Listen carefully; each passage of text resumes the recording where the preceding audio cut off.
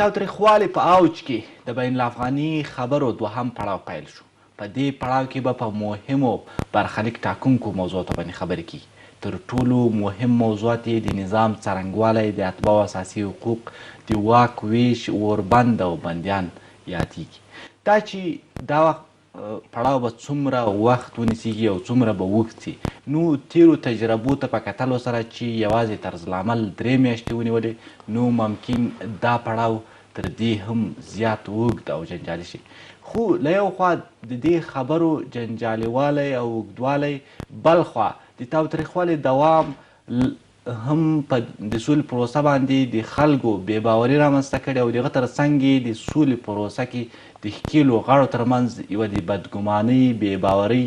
فضا هم رامنځته کړې ده. دا چې له پخوا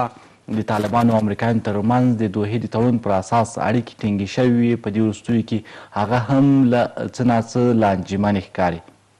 امریکایان طالبانو باندې بریدونه کوي او دوی وایي چې دا بریدونه د افغان ځواکونو د دفاع په مخ کوي. ولې طالبانو بیا امریکایانو ته اخطار ورکړی دی چې که تاسو دا ډول بریدونو ته دوام ورکوئ، لکه څرنګه چې په ننګرهار، هلمند او کندوز کې هم ترسره کړي، نو موږ به تاسو ته سخت ځواب درکړو. د هغه تر څنګ د اړیکو خرابوالی او بدګماني یوازې د امریکایانو او طالبانو ترمنځ نه ده رامنځته شوې، بلکې د افغان حکومت او امریکایانو ترمنځ هم یو ډول بدګماني او بې باوري رامنځته شوې ده. داسې ویل کېږي چې زلمی خلیلزاد 3 ورځې کېږي په کابل کې دی، خو تر اوسه پورې نه ده توانېدلی چې له ولسمشر غني سره ملاقات وکړي او د سولې پروسه باندې خبرې ورسره وکړي. دا چې په ټوله کې د تاوتریخوالي دوام، د بدګمانیو، د بې باوریو رامنځته کېدل، دا چې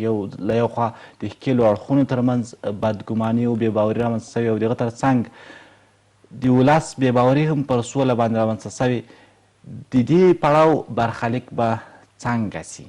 هغه فضا یا هغه د باور فضا چې د 15,000 طالب زندانیانو په خوشي کولو او 1000 حکومتي زندانیانو د خوشي کولو بدل کې رامنځته سوې وه، په دې وروستیو کې د څو بریدونو پر سر باندې هغه هم زیانمنه شوې ده. په دې وروستیو کې د طالبانو او افغان حکومت ترمنځ هم د بې باورۍ فضا په اوج کې ده. طالبان په افغان حکومت او ځینو کړیو باندې همیشه تورونه لګوي چې ګواکې د سولې پروسه تخریبوي، ولې افغان حکومت بیا همیشه طالبان په دې باندې تورنوي چې دوی تاوتریخوالي ته دوام ورکړی او په افغانستان کې د جګړې لپاره بستره ورکړی او ټول هغه بریدونه چې ترسره کیږي مسؤلیت او پړی پر طالبانو باندې اچول کیږي. سلامونه او نیکي له قدرمن لیدونکو، زه عصمت ترک یم او په دې خپرونه کې راسره په همدې موضوع باندې دوه ډېر قدرمن او فعال ځوانان بحث کوي، ښاغلی بختیار احمد جمن او ښاغلی رومل یون. تاسو دواړو ته ښه راغلاست وایي. جمن صاحب، تاسو نه به یې پیل کړو. ستاسو ارزونه څه ده له دې نوي پړاو له پیل نه، په داسې حال کې چې موږ په لومړیو کې یادونه کړې چې دومره چیلنجونه سته؟ لومړی دا چې په ټوله کې د خبرې اوږدې دي او جنجالي دي، لکه تیرو تجربو دا ثابته کړې ده، او دویمه دا ده چې یوه د بې باوریو د بدګمانۍ فضا رامنځته سوې ده، تاوتریخوالی دوام لري. نو څومره هیلهمند یاست او بالاخره دغه نوی پړاو څنګه ارزوئ؟ مننه. تاسو ښه همدارنګه د ژوندون تلویزیون د ټولو مشرتابه او د ټولو کارکوونکو څخه چې ځوانانو ته همیشه وخت ورکوي، هغوی د نظر احترام کوي، هغوی د وخت ورکوي. را به شي ما خپلې موضوع ده چې لکه څنګه چې تاسو وویلې چې سوله، لومړی به زه دا لیدونکو ته د سولې معنا، اصلي مفهوم دا ورته ووایم، بیا به هغې څخه وروسته راشم د سولې روان بهیر باندې به لږ رڼا واچوم. لکه څرنګه چې تاسو معلومه، سوله په معنا د سموالي، کروالي، روغې جوړې، دوو غاړو ترمنځ پخلاینه، همدارنګه د هغوی ترمنځ دغه بدګماني له منځه وړلو په معنا ده. په همدې اساس سوله الله تعالی په قرآن کې 109 ځله دا لفظ یاد کړی ده د سولې د فضیلت په خاطر باندې. سوله یوازې نه چې د انسانانو لپاره مهمه ده، بلکې دا سوله د په هوا کې د مرغانو لپاره، په ځمکه کې د خزیدګانو لپاره، په بحر کې د ژوو لپاره، دې لپاره اړینه ده. دا چې سولې اوس روان بهیر شروع شوی ده، په همدې اساس باندې د افغانانو هیلې هم ورسره راژوندۍ شوي دي. لکه څرنګه چې تاسو ته بهتره معلومه ده چې افغانستان افغانان دغه 4 لسیزو نه را په دې خوا د یو داسې تپل شوي جګړې سره مخ دي چې هېڅ پای معلوم نه ده. نو دغې 4 لسیزې د جګړې د پای ته رسولو په خاطر باندې اوس یو امید پیدا شوی ده، امید لیدل کېږي چې سوله ده.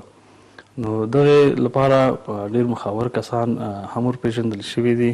او دغه سولې بهیر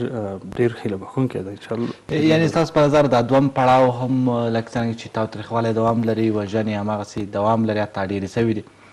نو بیا هم هیلهمندي ورته څومره ده په خلکو کې، لکه څرنګه چې ډېری وخت ناوخته د تاوتریخوالي دوام نه شکایت کېږي او خلک تر یو بریده بې باوره دي باندې. لکه څرنګه چې تاسو ته بهتره معلومه ده د سولې پروسه د یو لړ خنډونو همدارنګه د یو لړ پرمختګونو سره مخ ده. پرمختګونه یې داسې دي چې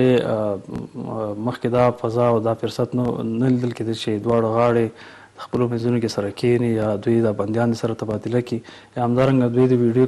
کنفرانس له لارې سره خبرې وکړي یا طالب مشرانو راتګ کابل ته بندیانو د خلاصون لپاره. دا هغه څه دي چې د افغانانو هیلې ورسره راژوندۍ شوي دي او سولې فرصت یعنې یو اړخ که وګورو چې دا یو فرصت رامنځته سو، تقریبا دا فرصت د میاشتې کېږي چې میاشتې مخکې رامنځته سوی و، افغانان په خپل منځو کې سره کېناستل، حتی هغه غیر رسمي لیدن ته که لاړ سو نو کلونه مخکې سره کېناستل، طالبانو حکومتي خلک یا حکومتي استازي یا هم په ټول کې افغان سیاسیون. فکر کوئ چې له دغه فرصت نه څومره د خلکو استفاده وکړه، یعنې د جوړجاړي لپاره، د جګړې د کمښت لپاره یې څومره استفاده وکړه په داسې حال کې چې د عمل په میدان کې خو داسې کومه موثریت او ګټه نه لیدل کېږي؟ زما په خپل نظر باندې دغه روان فرصت د سولې چې دا خصوصا په 2020 کال کې دا ډېر لاسته راوړنو ډک کال و. په دې خاطر باندې چې 2019 کال کې بیخي دا فرصت دا فکر چا سره نه و چې طالبان او افغان حکومت سره مخامخ کېني او هغوی خبرې سره تبادله کړي یا د بندیان سره خوشي کړي. له نیکه مرغه اوس داسې فرصت رامنځته شوی ده چې دوی سره وخت په وخت سره تماس نیسي. دا چې دوی خپل تاوتریخوالی زیات کړی ده دواړو طرفه ډلو، دا سوله کې د امتیاز د ترلاسه کولو په خاطر باندې دا عموما دا هغه ده چې کوم وخت کې سره دوه غاړې سره دوه ښکلې غاړې سره سوله کوي نو هغوی یو بل ملامتوي، یو بل باندې فشارونه اچوي تر څو په سوله کې زیات امتیاز ترلاسه کړي. نو اوس هیله زموږ همدا ده ټولو ځوانانو چې دغه فرصت چې کوم رامنځته شوی دا فرصت چې کوم روان ده دغه زیانمن نه کړي، دا پر مخ لاړ شي. لیکن داسې ناهیلي چې موجوده ده د ځوانانو، خصوصا چې ځوانان ناهیلي دي هغه په دې مرکچي پلاوي کې دي چې دا مرکچي پلاوي چې کومې وټاکل شوي دي دا داسې کسان ټاکل شوي دي چې وایي په دې کې داسې کسان دي چې حتی بیخي د جنګ د زیانمن کېدو اثرات یې نه دي لیدلي، نو هغوی بیخي د سولې اهمیت باندې خبر نه دي. دغه باید داسې کسانو ته فرصت ورکړل شوی چې هغوی اصلا د جنګ نه ځپل شوي وي، د جنګ درد یې لیدلی وی. دغه زیاتره داسې قومونه چې هغه ډېر زیات نفوس لرونکي قومونه دي، له بده مرغه په دغې مرکچي پلاو کې بیخي هغوی نظر نه لرې شوي دي، بیخي حساب شوي نه دي. نو دا هغه څه دي چې یو څه ناڅه زموږ امیدونه بیا قطع کوي او څه ناڅه. یعنې زه فکر کوم د خبرو د ارزونې لپاره یا هم کله چې مذاکرات ترسره کېږي نو د دې د ارزونې لپاره ښه معیار دا ده چې موږ د جګړې میدان وګورو. نو که چېرته د جګړې په میدان کې کمښت راغلی وای ممکن خبرې مثبت ارزیابي شوی وای. اوس چې جګړې میدان کې برعکس زیاتوالی راغلی یعنې بیا هم مثبت ارزیابي کېږي خبرې او مثبت بیا هم ورته په مثبت نظر کتلی شو په دې خاطر باندې چې څنګه چې ما یادوري مخکې وکړه چې دغه فرصت بیخي نه و، نه دا امیدونه ول د خلکو دوی به سره کښېني، بلکې زه به یو داسې نظر ورکړم ورته چې د دغې جګړې یا دغې خبرو د تعقیب لپاره باید داسې یو همشموله مرکچي پلای وټاکل شي تر څو د دواړو غاړو هم خبرو دغه لایحه یا همدارنګه دوی د خبرې تعقیب کړي، همدارنګه دوی دغه سیمو ته ورتګ وکړي، هغې هلته د خلکو یا همدارنګه د دواړو ښکلو غاړو څخه په نږدې احوال واخلي. دلته خو داسې کوم مرکچي پلاوی یا داسې بې طرفه ټیم نشته چې هغوی ولس ته معلومات وړاندې کړي یا ولس ته دغه کوم روان حالات چې دي دغه معلومات ورکړي. دواړه ښکلې غاړې چې په میډیاو کې کښېني هر یو د خپل ځان سپیناوی یا بل ملامتیا دا وړاندې کوي، نو دغه هغه څه دي چې بیا یو څه ناڅه ولس یې په شک کې غورځولی د دواړو خبرو کې. هغې خبرو ته چې غوږ ونیسي نو دوی ملامت کوي او چې دوی خبرو ته غوږ ونیسي هغوی ملامت کوي. نو دغه لپاره دغه بدګمانۍ د منځه وړلو لپاره داسې یو میکانیزم باندې باید کار وشي چې د افغانستان ټول ولس پکې برخه واخلي یا د ټول ولس څخه جوړ شي چې هغه غیر د سیاسونو څخه د عام ولس وي هغه وخت په وخت باندې دواړو ټیمونو تعقیب کړي، دواړو سیمو ته په اسانۍ سره تګ وکړي او د هغوی دغه اصلي درد چې ده همدارنګه د ولس اصلي درد هغوی ته بیان کړي او د هغوی هغه کوم اصلي اهداف چې دي هغه ولس ته په صحیح معنا باندې راورسېږي. دلته اوس زیاتره وخت کې موږ ته معلومات نه کېږي چې د هغوی اصلي اهداف څه شي دي. دلته چې په رسنیو کې موږ کښېنو، دلته ځینې خلک هغوی داسې غوښتنې وړاندې کوي چې هغه غوښتنې موږ په شک کې غورځوي، لیکن موږ د هغوی د خولې نه نه یې اورېدلي چې آیا دغه غوښتنې یا دغه خبرې د هغوی د خولې نه دي که نه دي. همدارنګه چې د هغوی سیمو ته لاړ شي، هغوی د دولت یا د مقابل جانب داسې خبرې موږ ته وړاندې کوي چې موږ حیران کړي چې آیا رښتیا دا خبرې د هغوی د خولې دي او که نه دوی په هغوی باندې تهمت تړي. دغې ته د پای ته رسولو په خاطر باندې او د خلکو یې تشویش د رفع کولو په خاطر باندې یو همه شموله یعنې تاسو وایئ چې د درېیمګړي په توګه یو بل ټیم له خلکو له ځوانانو نه رامنځته سي او هغه د خبرې باندې نظارت وکړي. هدف همدا شی ده؟ هدف همدا شی، یعنې مشخصا کوم بنسټونه یا کوم نهادونه دي، یعنې خلک خپله کولی شي چې داسې یو یا خپله نهادونه او ټولنې او بنسټونه کولی شي چې سره کښېني او داسې یو د فشار د راوړلو لپاره د صلح پروسه کې یا د نظارت لپاره داسې یو ادرس رامنځته کړي. تر اوسه نه ده رامنځته شوی؟ نه، داسې کوم ټیم یا داسې کوم پلاوي نه دي ټاکل شوي. داسې تاسو څنګه اشاره وکړه چې دا باید ټولنې یا بنسټونه سره خپلو کې کښېني، هغوی داسې کس وټاکي، دا د اعتبار وړ نه ثابتېږي ولس ته. دې لپاره باید دا داسې یو ټیم وي چې دواړو غاړو ته قابل د قبول وي، هغوی ته یې منلو وړ وي. خو که چېرته طالبان دا کار کوي نو بیا به حکومت د منلو وړ نه وي، که حکومت کوي نو بیا به خلکو ته هم د منلو وړ نه وي، طالبان ته به د منلو وړ. یعنې زما په نظر که چېرته یعنې ستاسو هدف هم همدا شی، که چېرته خلک یا دغه نهادونو ټولنې او مشران قومي مشران په سیمو کې سره راټول شي، سره کښېني او داسې یو قوي انسجام رامنځته کړي او ادرس رامنځته کړي تر څو د صلح پروسه کې یو دوامداره فشار هم وارد کړي او نظارت هم وکړي. زموږ دا هدف مې ده. ما مخکې یادوري وکړه چې دا مرکشي پلاوي یا دغه درېیمګړي ټیم چې دا باید د داسې کسانو څخه جوړ وي چې هغه کې نه دولت کسان وي او نه طالب کسان وي. صحیح. ډېر مننه خیر صاحب، هم تاسو ته راغلی شو. استاد، ستاسو په نظر باندې لکه څرنګه چې ژمن صاحب ویلې چې دغه فرصت رامنځته شوی و، تر یو حده استفاده هم ځینې شوې ده، ولې اوس دویم پړاو ده، نو اوس هیلهمندي ورته څومره ده؟ فکر کوي چې دا خبرې به څومره وغځېږي، څومره به اوږدې شي؟ کور ودان ترقي صاحب، سلامونه، نیکې هیلې ملګري ته، تاسو ته، د ژوندون راډیو تلویزیون ټولو اورېدونکو لیدونکو ته. ترقي صاحب، دغه د سولې موضوع خو داسې دی، دا نننۍ موضوع نه دی، تقریبا د 40 کاله همدغه هغه د په اصطلاح دغه یو متل چې دی وایي زوړ ملا او زړې تراوی همدغه کیسې دي او کله وروسته کېږي کله مخته ځي. خو په ټوله کې داسې دی چې دا نوې څېړنې هم دا ښیي چې یو کاذبه واده او کاذبه هیله دا یو چاته رواني مشکل پیدا کوي. د سولې په نوم کومه کاذبه هیله چې د 40 کاله ده، دا تقریبا زموږ د ملت یې دغسې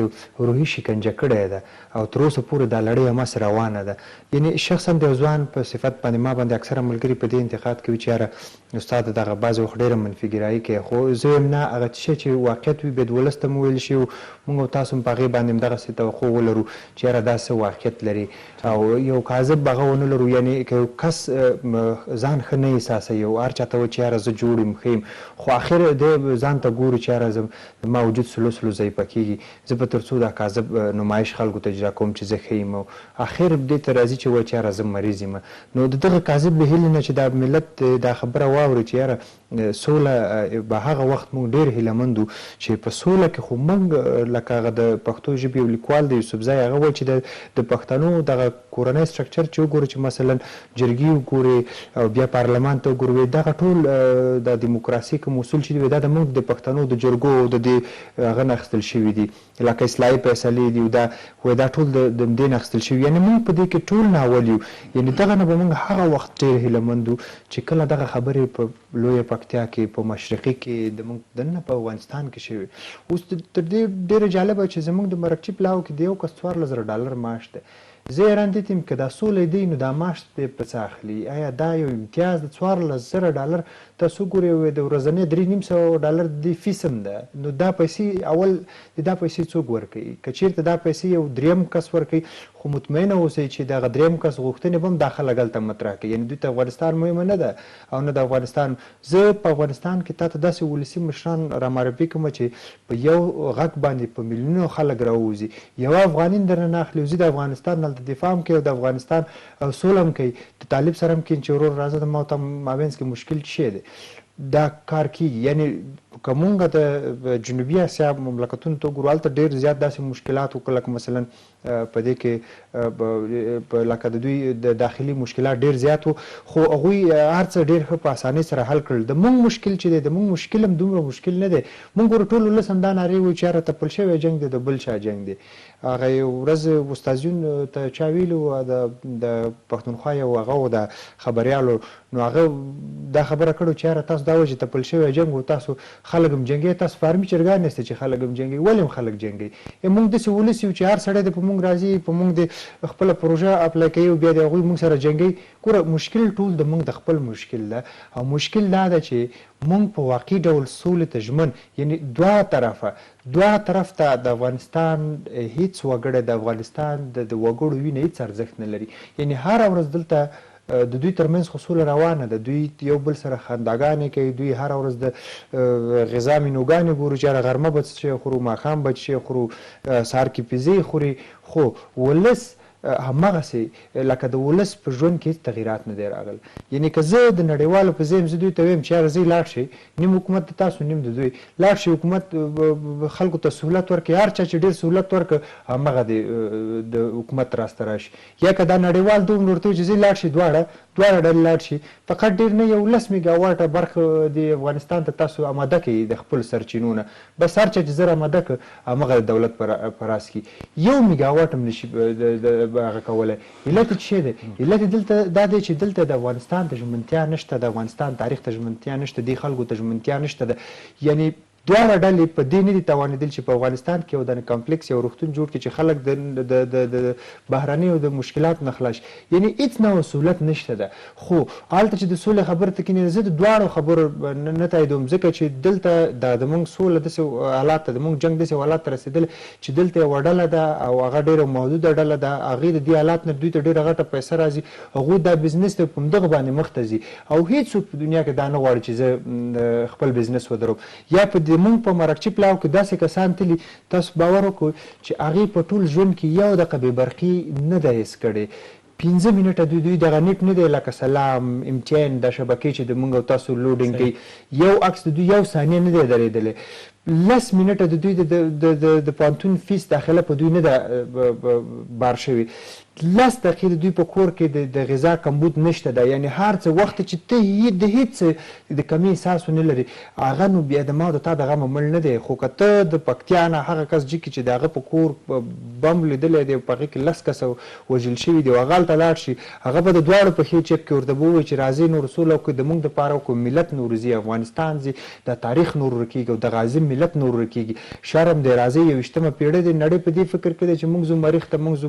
هغه ته، مونږ په دې فکر کې چې موږ خپله سوله څه خل راولو. یعنې دا ډېر یو ستر شرم ده. اوس موږ نړیوالو کې نولي، اوس دواړه خوا افغانان دي، دا ګورم دغه افغانان چې سره په واک نه جوړېږي. دا چې همغه وخت پاچا خان دا خبره کوله چې دا د واک جګړه دی او دا پردۍ جګړه دی، دا رښتیا هم د واک او د پردۍ جګړه. که چېرته د واک او د پردۍ جګړه نه نو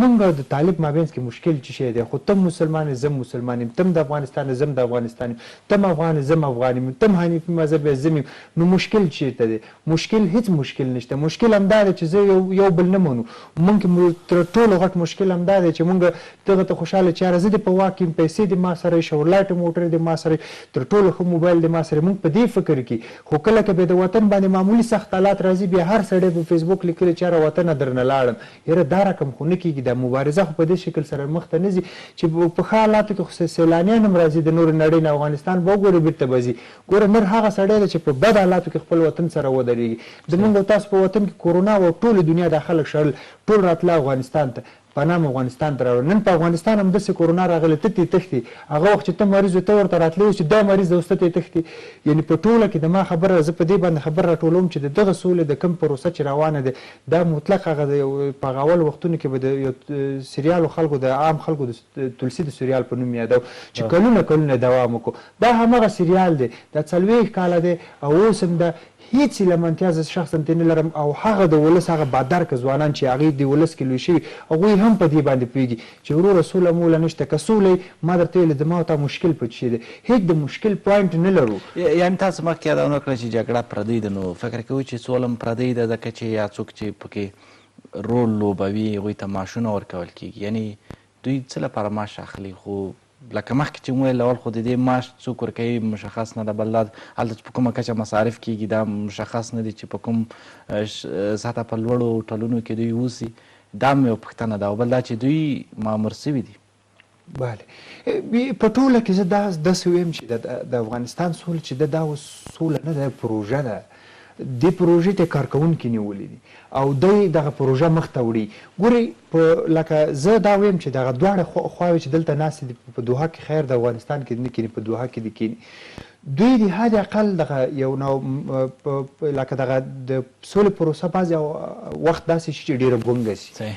حد اقل ولس ته د ډېر واضح په واضح الفاظو وایي چې مشکل په کوم ځای کې دی چې حد اقل ولس خو پوه شي دا خو داسې دی چې ته په ما تور لګوه زه په تا تور لګوم ته دا ما سره نه منې هغه وایي ما سره دا نه په واضح توګه ورته وایي چې مشکل په څه شي کې دی. زه ولسمشر غني باندې دغه کوم چې ګورئ دا خو افغانستان کې د تا نوم په تاریخ ثبت شو خو که د تا نوم داسې ثبت شي ته د افغانستان ګاندي شي یا مثلا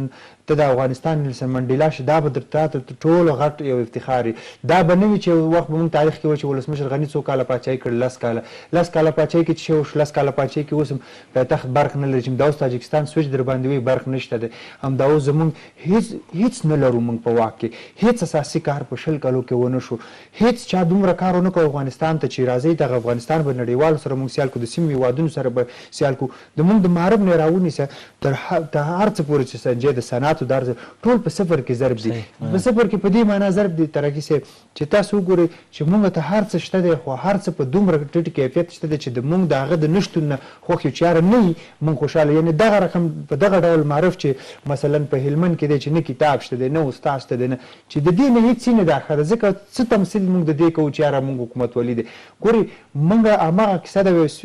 یو سپین ږیري ته یې ویلو چې کاکا جمهوریت غواړي که امارت ویلې ډوډۍ غواړم وږی اوس ولس ډوډۍ سوله غواړي که نه رانستې سوله راوړی دلته خلکو ته کار جوړ کړي او چې دا خلک په کار شي چې کله خلک په کار شو اقتصاد جوړ شو هر څه سوله هم راځي دا اوس خو چې دا کوم جنګونه دي دغه دي دا اوس چې زموږ په اردو کې دي دا خو ټولې د بدبختۍ د غریبۍ نه تللي دي. ژمن صاحب لکه څرنګه چې استاد خبرې تاسو واورېدلې بیا هم ورته هیله لرئ؟ مننه ترکي صاحب او استاد محترم ډېر ښه خبرو ته اشاره وکړه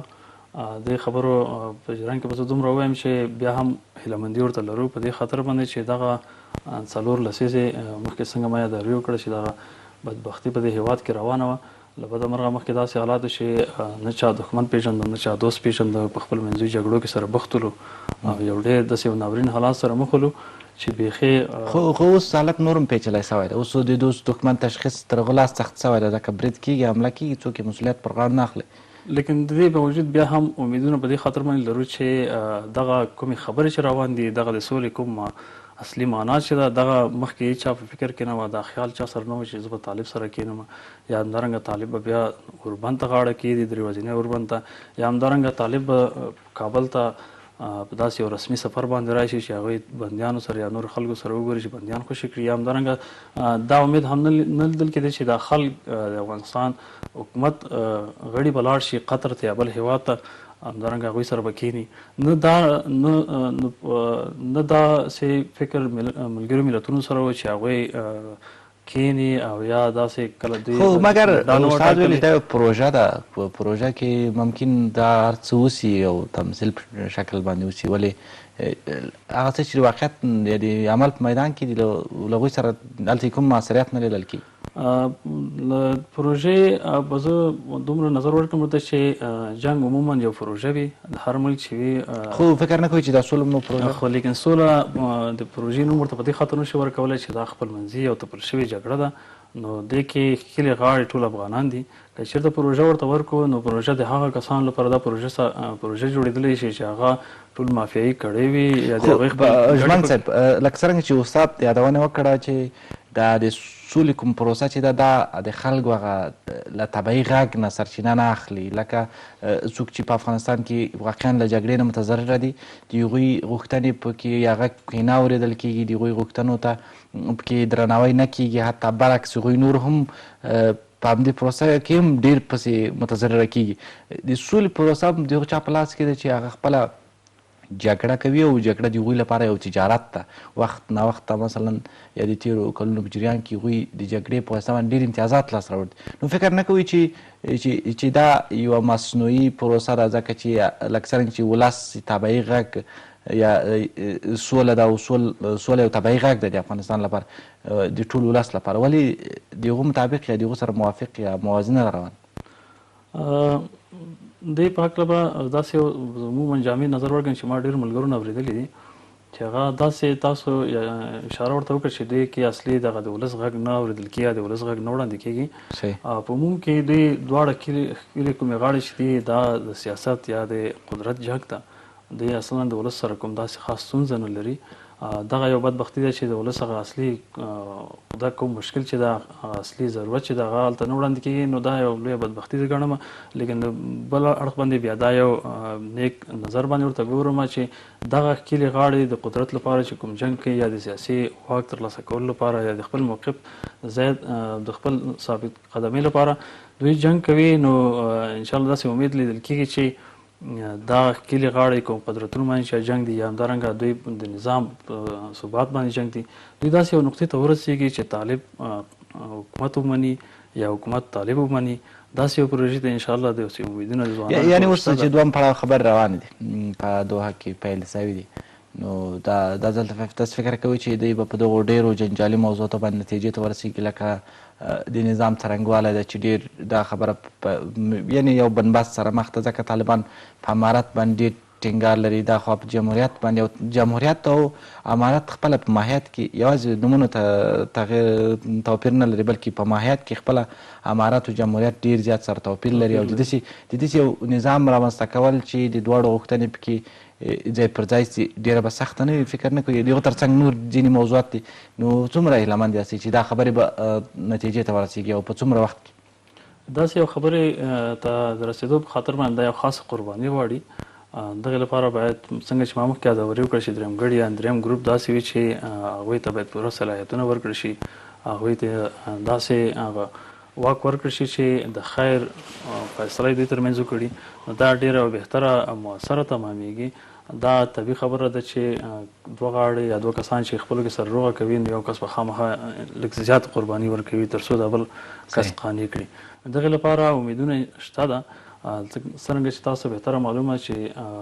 دغه سولې پروسه مخکې بیخي په صفر کې اوس تقریبا 30% یا 40% پرمختګ پکې شوی ده په 2020 کال کې، نو په 2020 تر اوسه پورې خو یوازې طرز العمل تایید شوی دی. دا فکر کوي چې دا 30% پرمختګ کوي، او دا هم په پرمختګ کې شمیرلی شي په دې خاطر باندې چې مخکې دواړو کیلو غاړو به د یو بل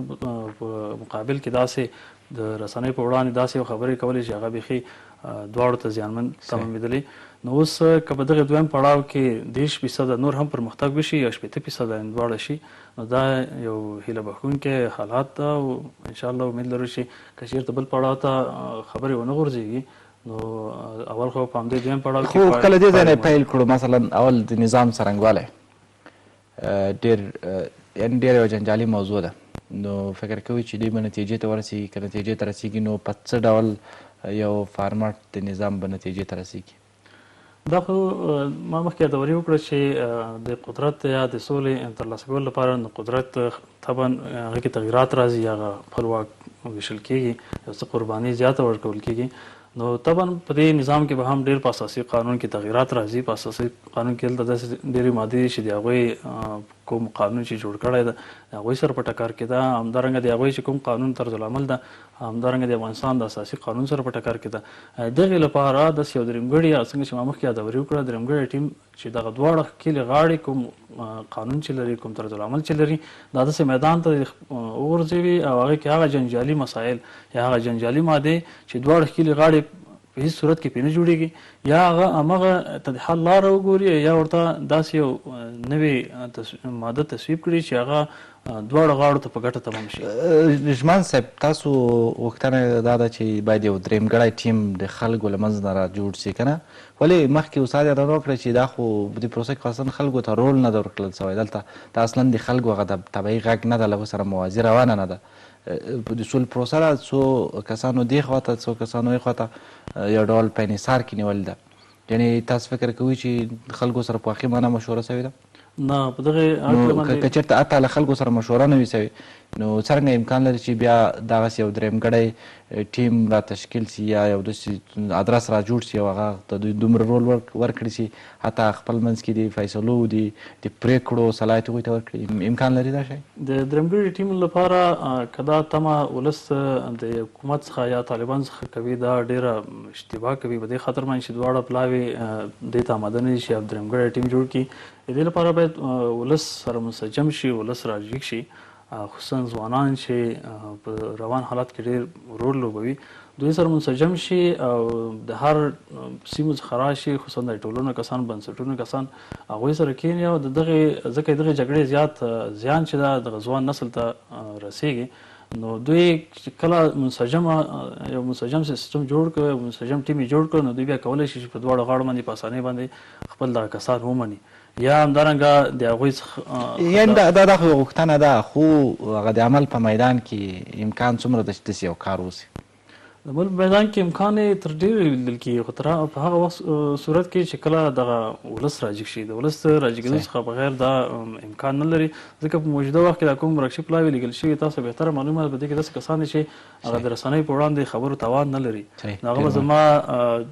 اصلي درد ولس سره څنګه وړاندې صحیح. ډېر استاد ژبان صاحب ویلې چې که څه ممکن ستونزې واوسېږي، ولې که داسې یو فرصت رامنځته سوی ده، دا که هر څه ده خو یو فرصت ده، دوه کې اړخونه سره ناست دي او دا د 100% پرمختګ یې هم کړی ده، نو یو کمی د دې ده چې که چېرته یو ادرس د خلکو نه رامنځته سي تر څو په دواړو باندې دوامدار نظارت هم وکړي او فشار هم وارد کړي، نو فکر نه کوي که چېرته دا پروژه هم واوسي، که خلک داسې یو حرکت را ایجاد کړي، نو دا به په یوه واقعي پروسه باندې بدله کړي؟ ترحیق صاحب، پرته د شکه چې دا خو یو فرصت ده، خو فرصت د موږ نه ده، د ملت نه ده، فرصت د همدغو ډلو ده. دغه کومه ډله چې هلته ورغلې هغه دا ورته وایي چې وروره دغه 20 کاله خو ته غره کې جنګېدلې او ما دلته شهرکونه جوړول، ته خو اوس راځې دغه د ټام اینډ جیري د کارتوني کیسه ده، ته خو اوس راځې او دلته به ما سره خو به حسابي نه کوې، دی خپلې ګټې خوندي کوي، ولاکه ورته ولس هېڅ ارزښت ولري، مچ د وزر قدر ولس ورته ارزښت نه لري. دی ورغلی خپلې ګټې ورته وایي، هغه ته لیست ورکړی چې وروره که د تا په راتګ سره ته خو به ما سره کومه ستونزه نه لري، دغه خبره ده. په ټوله کې ګورئ دوی هغه وطني ځوانانو ته، د وطن خلکو ته، دواړه ډلې چې دي هېڅ اهمیت قایل نه دي. یعنې دلته چې دا لکه نجمان صاحب چې ویل چې یو ګروه دې وټاکل شي، هغه د خلکو نه او دا خلک د ګورئ صحیح ده، زموږ ملت چې ده دا یو داسې ولات ځان ته غوره کړی چې دوی هر څه په ځان تپلي دي، یعنې په دې کې ملت ګرم ده، خو ملت هم داسې ولات ته رسولی دی چې شکنجې ته یې کړی، یعنې ملت داسې ځوړند دی هېڅ نشي کولی. یعنې تاسو وګورئ که یو ځوان راجګېږي، هغه یو خبره کوي چې وروره زه ځوان یم، زه ځم، زه د خپل هغه نو سبا په ټارګېټ کیلینګ یا په هدفي وژنه کې هغه وژل کېږي. یعنې داسې ولات دی چې د تا روشنفکران د ډار نه وتی نه شي او نوره ټولنه چې نالوسته د هغوی قصه کې نه دي. دا ګوره ډېر یو پیچلی حالات دی او دا د دغه پروژې ته ورته ده. که ګورئ که د سولې خبرې پروژه نه تاسو ګورئ دا څنګه دا د سولې خبرې همیش تاسو د دنیا تاریخونه ګورئ دا اکثره په ثبات کې رواني. زمونږ داسې وي سهار یو رقم ته وي، ماسپښین بل رقم ته وي، ماښام یو ورځ داسې احساس کوي چې یاره سبا به ټوله سوله کېږي، یو ورځ داسې احساس کوي چې اصلا دلته کوم څه شته نه. یعنې دا د څه نه معلومېږي چې دا لوبه ده، لوبه داسې لوبه ده چې دا نورو خلکو پیل کړې ده او دوی پکې هسې زغال دي، پکې اوړي راوړي. یعنی په ټوله کې د ما علمانتیا ځکه ترې نشته ده چې موږ باید اول اولویتونه وپېژنو. مثلا یو کس دی په لاره روان دی، ګوري چې یو کس اوبه وړي او بل کس دی چې مثلا مریض دی، نو ته به مریض ته لاس نه ورکړې، اول به اوبه ولاته ځکه چې هغه په ثانیه کې پناه کېږي. دلته موږ جنګ دی، موږ وژل کېږو. د دوی بحث په دې دی چې حنیفي به چلیږي که جعفري به چلیږي. سړی حنیفي جعفري څلور واړه امامان دي، څلور واړه دا پرېږده، دا به چې هر یو چلیږي چې هر یو د چا خوښ هغه به چلیږي. مهمه دا ده چې اوس دلته وینه تویول بند کړي. مهمه دا ده چې خلکو ته کار کول پیدا کړي. ته په زرګونو ماسټران لیسانسي دا اوس بیکاره ګرځي. یعنی دوی دومره روحي ځپل شوي چې وایي چې ښه زه ماسټر یم ماته کار نشته د 15,000 افغانۍ کار نشته دی. نو تاسو فکر وکړو چې دی به څنګه ووځي او خپل حق به وغواړي چې د ده سره په جیب کې یوه افغانۍ نه چې دی د خپل کور نه راووځي. یعنی تقریبا داسې حالات غوره شوی دی چې یوه سترې قربانۍ ته یو ستر انقلاب ته چې هغه انقلاب د دې نه عبارت دی چې یا نظام ټول ړنګ شي چې دا موږ نشو کولی. ما تېره خپرونه کې مې چې د نظام د ړنګېدو نه بیا نه نظام ښیي او یا داسې چې دا نظام خانه ټکاني شي ټول چینج شي چې دا هم نشو کولی. یعنې دواړه حالات کې موږ داسې ګیرو چې نه دا کوی شو نه دا کوی شو. یعنی زه دلته په دې مشرانو غږ کوم چې ګوره د خدای پاک نه وډار شي که مسلمانان یاستئ که تاسو په هغې دنیا که په امنت بالله په واقعي ډول د تاسو اعتبار یو یقین یو په دې مو یقین په واقعي ډول مونږ ته خو سیکولران او دا خبرې کوي خو که د تاسو واقعي په ایمان او په اسلام باندې هغې نو لږ د الله پاک نه وډار شي لږ په دې ملت ورحمېږي او دې وطن ته نور سوله راوړئ. ځکه د چا چې په خدای اعتبار نه د چا چې په هغې دنیا اعتبار نه هغه د ملت سره ډېر خراب چلند کوي. یعنې بښنې یعنې دا خبره په دې کوم چې الله پاک چې د یو انسان په وژنه څونه خفه کېږي او څونه دی پرې قهرېږي دا ومنه چې په سهولت او د هغه په خوشحاله کېدو باندې الله پاک 3 چنده خوشحاله کېږي. یعنې که چېرته دا یو پروژه هم اوسېږي یا هغه واقعي غږ هم نه اوسېږي د خلکو ولې که چېرته خلک یو انسجام جوړ کړي او غږ پورته کړي او یو ډول فشار وارد کړي فکر نه کوي چې دا فرصت په نظام په ګټه باندې راوڅرخوي؟ خلکو سره دا فکر نشته ده. اول د خلکو ته دا فکر پیدا کول داسې ادرس مهمه دی چې هغوی د دوی په غوږو کې له مارکیټینګ په شکل ووایي چې وروره راجګ شي ګوره. دلته خلکو ته عامه پوهاوی نه دی شوی. خلک داسې فکر کوي چې زه یاره دا 40 کاله موږ ثاني نه وتلي که دا بیا هم راشي موږ به ثاني نه. یعنې ځوان وایي چې 20 کاله زه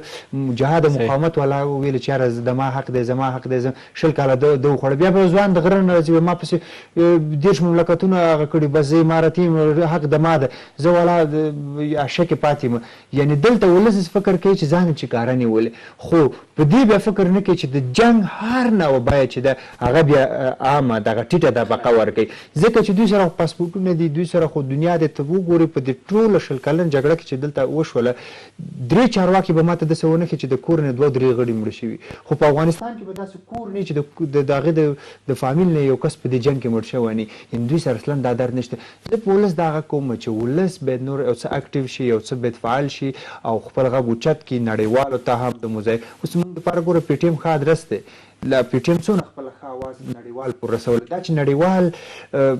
ځان پرې کڼی او هغلته چې پی ټي ایم د چا سره لاس او ګریوان دی چې هغه ملک نه دی او پروژه ده او نړیوال نه غواړي چې دې پروژې په وړاندې خنډ پیدا شي هغه علیحده خبره ده. خو که په همدغه شکل سره موږ اواز خپل اوچت کړو نو هیلې ډېرې شته دي چې څه به وشي. خو زه بیا دا خبره کوم چې نیلسن منډیلا په خپلو خلکو ته دا خبره کوله چې ګورئ تاسو که غواړئ چې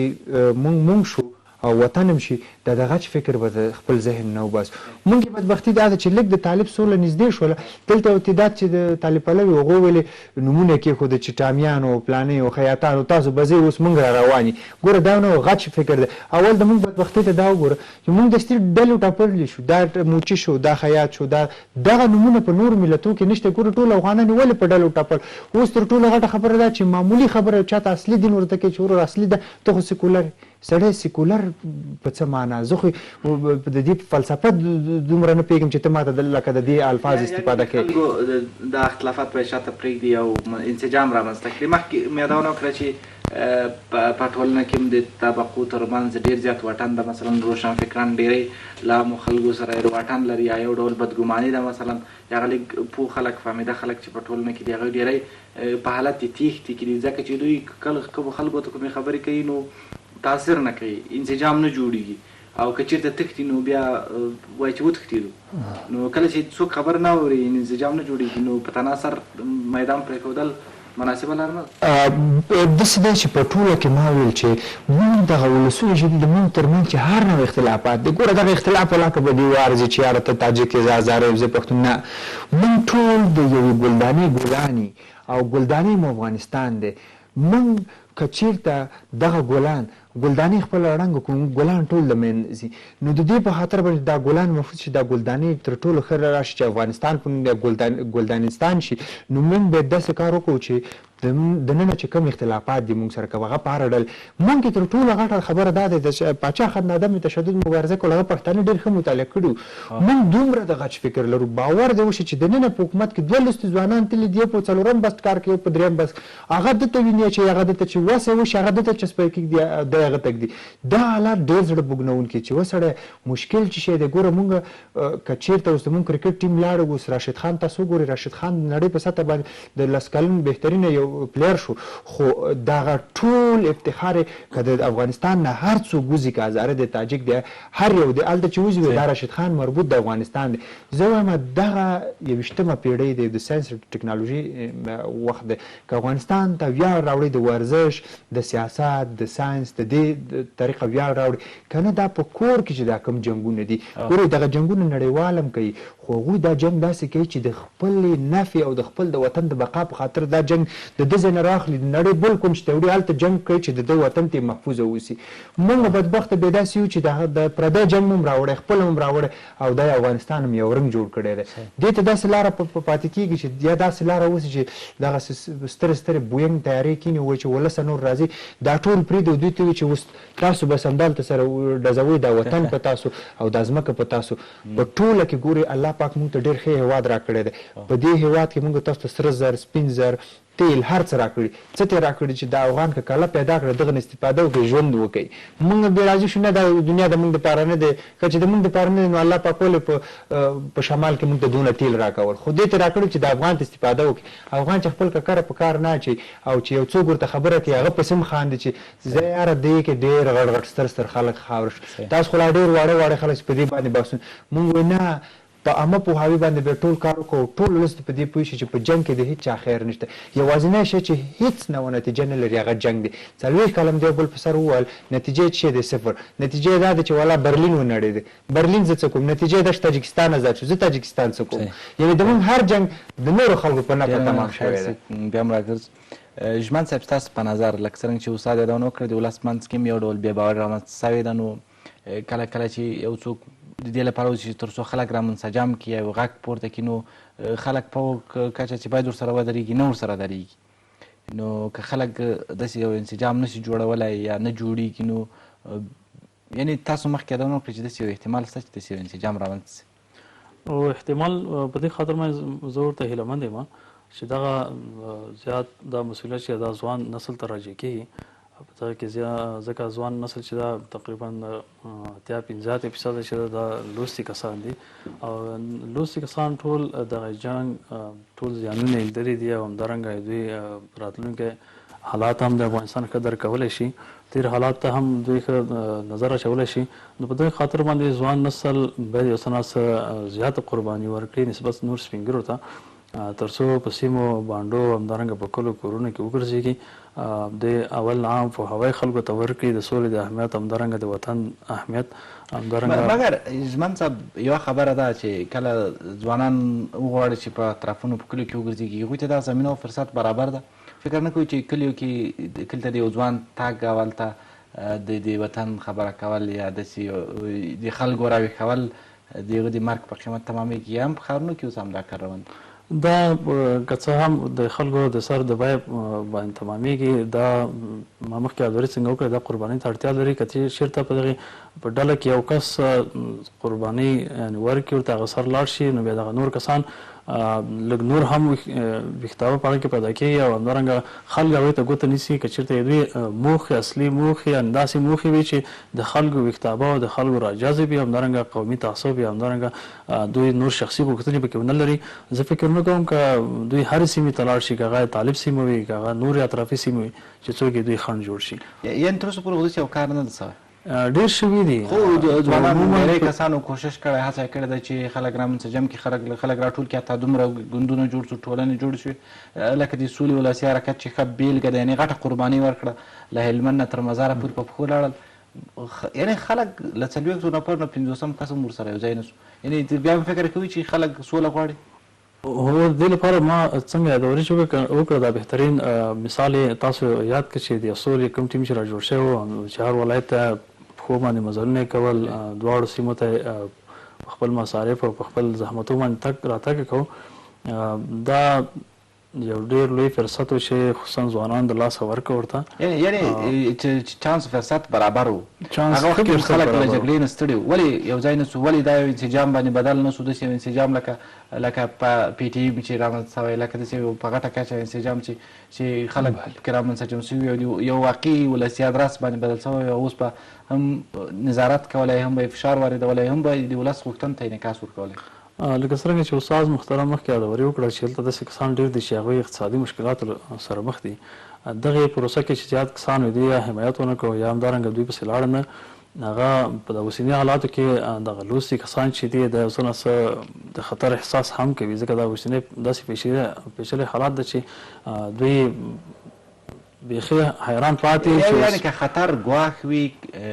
یا قرباني وي چې بدل کې ولاسته راوړنه وي ممکن ډېر کسان ورته آماده اوسي ولې په افغانستان کې ستونزه ده چې قرباني وي په بدل کې هېڅ لاسته راوړنه نه وي یعنې په میلیونو کسان یا په سلګونو زره کسان یا په لسګونو کسان ورځ قرباني ورکوي ولې په بدل کې هېڅ وضعیت نور بد لور ته پسې یعنې که زه فکر په دې باور یم که چېرته ځوانان په دې باندې وپوهېږي چې زموږ مرګ باندې یو وضعیت مثبت تاثیر کولی شي ممکن هر څوک کولی شي خو خیر په هر صورت دې موضوع نه هم راتېري که چېرته دا ډول انسجام هم رامنځته نه شي په داسې حال کې چې اوس یې رامنځته کېدل یعنې سخت ښکاري د سولې پروسه به څومره وخت ونیسي که په لنډو کې اتو شي د خپرونې وخت هم پای ته رسېدلی او په هغو برسېره به په څومره په یو طبیعي مسیر ته برابره شي او نتیجه به ورکړي که چېرته داسې یو نقطې ته موږ ونه رسېږو یا داسې یو ټیم رامنځته نه شي دا به یو ډېر ناورین حالات د افغانستان لپاره وي خصوصا د ځوان نسل لپاره لکه څرنګه چې اوس ځوان نسل تقریبا په سلو کې 80 کسه دا اوس په منډه دي بیرون روان دي ټول مهاجرت باندې یا د اقتصادي مشکلات یا همدارنګه امنیتي مشکلات له وجې نه دا به یو ډېر زیات پیچلي حالات د افغانستان لپاره وي داسې حالات به وي چې په تېر 40 کاله مخکې چې کوم حالات افغانستان ته راغلي یعنې بغیر له دې چې خلک و فشار دوامداره ونه اوسېږي ممکن دا خبرې نورې اوږدې شي او نتیجه ضرور نه کړي همدا خیر شي نو ستاسو په نظر باندې اوس خو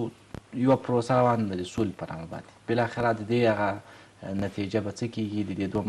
پړاو د خبرو هغه برخلیک به څه کېږي په څومره وخت کې امکان دی داسې نتیجې ته ورسېږي که نتیجه ته ورسېږي نتیجه به یې څومره وي ترکی صاحب الله پاک دې وکړي چې نتیجه ښه واوسي او کله کله دا دنیا داسې ده چې یو څه کې الله پاک هم ډېره مرسته کوي یعنې یو پروسه روانه یو رقم ته یو ځله د ملت بخت کار وکړي د هغوی په نفع باندې راوچرخېږي یعنې خدای پاک بیا همغسې معجزه وکړي چې دغه پروسه که دا خلک په زور هم بلې خوا ته وړي یعنې یو بخت د مونږ خو دغه بدبختي دا ده چې دغه افغانان ډېر چانس هم نه راوړي اکثره مونږ نه په 90مه دقیقه کې لوبه خرابېږي مونږ چې همیشه یو ښه لوبغاړی پیدا کړو هغه بس مونږ نه ځي که مونږ داود خان هم 90مه دقیقه کې رانلاړه غازي امان الله خان که ډاکټر نجیب همداسې دا ټول الله دې داسې وکړي چې که دا څوک غواړي نه و دا پروسه زمونږ په نفع راشي خو د حالاتو نه ښکارېدو باندې یا دغه زمونږ د کرکټیانو په اصطلاح کنډیشن ته په کتو باندې کنډیشن ماته ښه نه برېښي مکمل کنډیشن داسې کنډیشن دی چې ډېر وچ کنډیشن دی ځکه وچ کنډیشن دی چې تاسو وګورئ چې دوی ناست دي او کله دغه خبره دومره یو ګونګ حالات ته ورسېږي چې اصلا ولس یو بل نه پوښتنه کوي یعنې زموږ ژورنالستان چې د دې سره یعنې ټچ دی هغوی ته چې کله پوښتنه وشي خبره سره که مولا تر اوسه څه شی نه ښکاري یعنې بیا سړی داسې ګمان کوي چې یاره دلته به کوم نړیوال بیا کوم لاسپوڅه یا د دوی یعنې لاسپوڅه په دې معنا چې د دوی د تاثیر لاندې یو دولت راولي یعنې په دې د موږ ولس هم مطمئنه اوسي چې داسې دولت موږ نشو جوړوی چې موږ د ټول هر څه کې د ټول نړۍ نه بس خود مختار او چې شی موږ غواړو واسي یعنې که موږ ټوله دنیا وګورو یوازینی ملک چې دا شمالي کوریا ده چې هغوی هر څه غواړي کولی شي د هېڅ چا په کیسه کې نه نور هر مملکت چې دی د یو برقدرت د تاثیر لاندې دی ګوره دومره به هم تیز نه ځو خیر ده که د چا د لږ د تاثیر لاندې وبه اوسو چې څو موږ خپل ټارګېټ او هدف ته رسېږو الله پاک دې وکړي چې زموږ خلک هم هیلهمند دي ورته پیدا کړي او دا کار دې خدای پاک وکړي چې مونږ د چانس راوړو یعنې دغه اختلافي موضوعات لکه څرنګه چې یادونه په لومړیو کې هم وکړه اختلافي موضوعات نظام څرنګوالی ده د اتباع حقوق دي مثلا اوربند ده ډېر اساسي دي واک ویش ده بندیان دي دا هغه موضوعات دي چې په دې پړاو کې به خبرې باندې کېږي یعنې ستاسو په نظر باندې څومره احتمال دی داسې چې یو جوړجاړي سره ورسېږي او نتیجه ورکړي په دې برخه کې دوی یو توافق سره ورسېږي؟ زه شخصا لکه د ځوان په صفت زه ورته هېڅ لېوالتیا نه لرم، یعنې که چېرته د سلو حساب کې په 1% هم ورته لېوالتیا نه لرم. دا په څه علت باندې؟ دا په دې علت باندې زه ورته نه لرم چې دلته چې دا کوم کس تللی دی دغه یو د سولې دپاره چې یو څوک ادرس پیدا کېږي دا د یو درد نه وځي. دوی د درد نه نه دي تللي. ګوره که چېرته دوی د درد نه تللي وای دا کار داسې نه کېده. پرون ما د طالب ویان دا یو اعلامیه وکتل چې د عربستان او د دوه مملکتونو عربي مملکتونو مابینځ کې جوړجاړی شوی، ده پرې خوشحالي څرګنده کړه. نو ما ویل چې ګوره موږ څومره بدبختي دی، نورو ته خوشحالېږو، موږ نورو ته جنګ کوو. یعنې هغه ورځ ما یو ویډیو کتله چې پاتمیون په نامه زموږ هزاره ګان په سوریه کې جنګېږي د یو غلطې عقیدې په خاطر باندې ځانونه مړه کوي. خو که چېرته ته چې راشه خپلې اردو ته بیا څوک نه راځي. یعنې په ټوله کې دلته داسې نظام او داسې یو معرف او داسې یو په حساب یو کرکولم رامنځته کول پکار چې د خلکو ته وطن اهمیت معلوم شي. باور مو وشه چې 80% افغانان په وطن او وطني مینه او د وطن په اهمیت نه پوهېږي. که چېرته د وطن او د وطني مینې په اهمیت پوه شو، زه درته وایم چې د ما د پښتونخوا په هغه کې هلته داسې کسان دي چې هغې جناح ته د داسې جناح خوب کې څوک راغلی وي چې دا ډېر ستره مجاهد دی. ګوره که نه جنان هر شی جوړ کړه. مونږ بیا هلته غټ سړی چې خپل یو غټ مولوي وي چې هغه ډېر ښه سړی هغه باندې بیا ټاپه کړو. لکه په پښتنو کې چې باچا خان سړی په خبر ته څوک چا غوږ ونه نیول ونه نیو. یعنې مونږ بیا دلته یو بل سره ټاپه کوو. او بل لکه مخکې دې خبرو چې دا ډېره مهمه چې بعضې کسانو چې ځوانان دې راشي او دوی د مارکیټینګ وکړي په نړۍ کې به ما ته دا څوک ثابت نه کړي چې داسې ځوان دې راغلی چې د هغه په جیب کې د روپۍ بوډ نمونه لري، دی د سولې پیغام خلکو ته ورسوي. نه، دلته داسې دی چې دلته سیستماتیک یو ګروپ اماده کول پکار دي. مثلا زموږ په تجارانو باندې داسې کسان چې د دغه ځوانانو څه حمایه وکړي، دا ځوانان د وطن دپاره داسې څه ونه غواړي چې معاش ترې وغواړي. داسې چې حد اقل و چې لږ اوس که یو ځوان د خپل کور نه راکت کوي د ده په جیب کې 10 افغانۍ نه وي، انټرنېټ نه وي، موبایل نه وي، داسې بوټ نه وي، دا په 1000 کاله کې د خپل اواز چاته نشي رسولی. خو که چېرته د وطني مینې په خاطر باندې یو سازمان پیدا شو، لکه همدا اوس ډېر سازمانونه دي، همدا اوس داسې هغه د مملکتونه ساتي، داسې ادارې دي چې زموږ ګاونډیان همدغسې واړه واړه سازمانونه ساتي. خو د موږ بدبختي په څه کې دی؟ موږ بدبختي په دې کې دی که جګ څوک لاړل هغه به هماغه په جګه باندې روان یم خپلې ګټې سنجوي، او په ټیټ کې په عام کې چې پاتې دي بس دغه ځوانان دي ټول په رواني مشکل سره اخته دي. د ما نه نیولې ژمن څه پورې د ژمن نه نیولې تر ټولو پورې موږ ټول په رواني ځکه اخته یو چې یو کس ماسټر هم اوسي خو بیا د ورځې $1 عاید نه لري. رواني څه چې هغه ځان لا مړ کړي لا کمه ده. ډېره مننه خیر صاحب کوم مدان چې خبرونه کې موږ سره ګډون کړی بختیار احمد ژمن او ښاغلی رومالیون. تاسو نو ډېره مننه. قدرمنو کو تاسو سیاست خبرونه تر همدې ځای تر بیا وخت کې چا